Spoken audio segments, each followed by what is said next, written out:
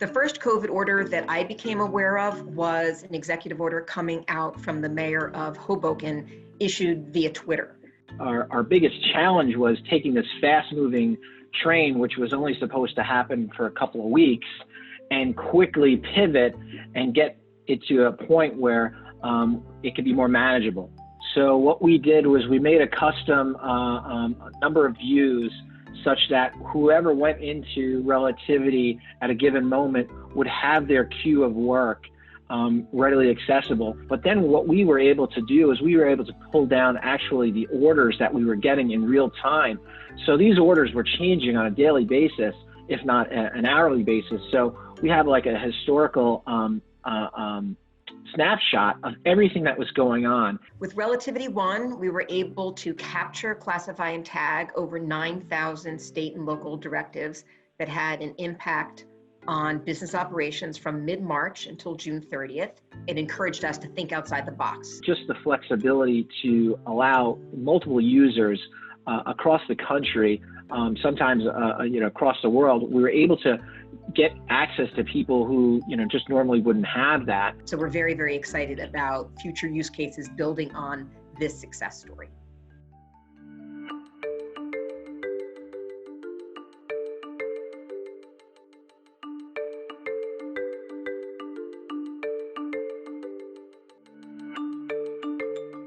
And as the onset of COVID hit us and hit the world, we had to have a number of conversations pretty quickly in regards to the future of not only our business model, but also the future in which we wish to operate with other companies, such as Morae. COVID played a huge part in accelerating the timeline of the Morae-SJP relationship.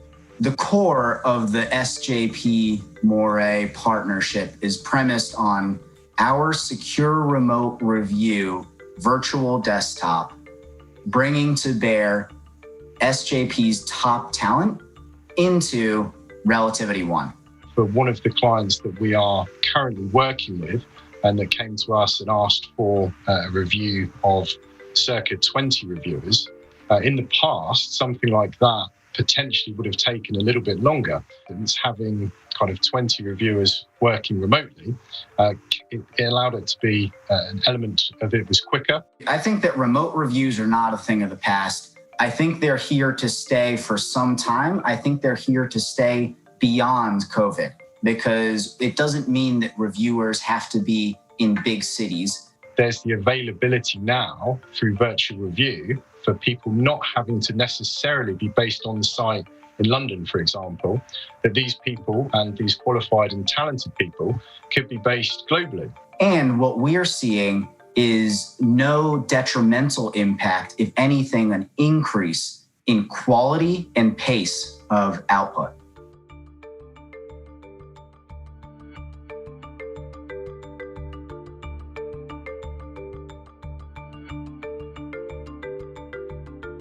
In this instance, we built a custom workflow that supported specifically the COVID claims process as it was defined by the client and by Carolyn's team's needs. So you have the line item transactional information there. And then separately, we're collecting all the supporting documents, the purchase orders, the invoices, the memos that have been written, the related emails and what have you. And we're consolidating those 2 points in Relativity. The implementation or incorporation of the technology that Deloitte has developed is really going to help expedite it and make everybody's lives much easier. We were originally thinking we might have to staff up around 200 resources to get through the volume expected. But now that we've kind of implemented the technology and see what we're being able to get out of it, the team's looking like it's going to be more on the order of, 30 or 40 folks.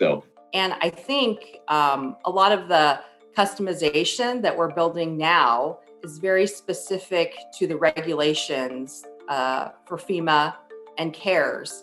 And so those are national standards, government standards. So you would be able to save a lot of time in customization, sharing, this hard work with other provider clients.